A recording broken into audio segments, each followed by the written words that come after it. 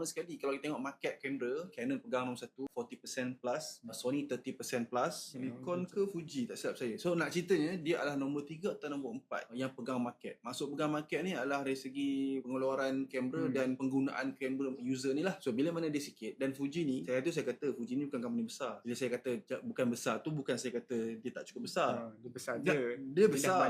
Banyak masa nak compare dengan company-company kamera yang lain. Kalau nak compare dengan Sony lagi besar. Kalau nak compare dengan Canon, memang dia dedicated buat kamera dan sebagainya. So di situ ada masalah supply dan demand lah sebenarnya. So bila orang nak pakai sebab ke warna dia, memang Fuji punya kamera saya suka dan saya boleh terima dia seadanya. Betul, sebab ada orang komplain adalah dijual balik Fuji tu sebab kurangan macam autofocus, light, low light. Tapi saya boleh terima sebab saya guna untuk certain situation. Saya rasa yang tu mungkin yang nak ke arah professional, ke something like that lah. Macam for me, Fujifilm memang daripada dulu lagi saya mention dengan Faiz, Fujifilm is a fun hobby camera. Sebab bila you pakai benda tu memang betul-betul untuk hobi lah. Tapi not saying tak professional tak pakai. Ada kita cuba push untuk professional. Kita dah bawa dah pun untuk professional. Klien style kita orang tu macam lah. Sebab in the end memang your product is your service kan. Dan kalau klien macam nak jenis yang macam tu, walaupun kita nak macam kita nak film simulation, tapi untuk event, adakah sesuai untuk film simulation yang macam vibe, vintage look, macam tak sesuai. Ada orang tak nak benda tu. Betul, exactly macam nanti orang tanya, apa bang gambar kuning ni bang? Takkan kita nak explain creative side, sebab saya suka, dan the end dia orang yang bayar. Fujifilm best sebab film simulation, film recipe, community dia best. Kalau tengok dari segi kita punya rakyat Malaysia ni kan, berapa orang yang professional camera, videographer? Tak seramai orang yang user.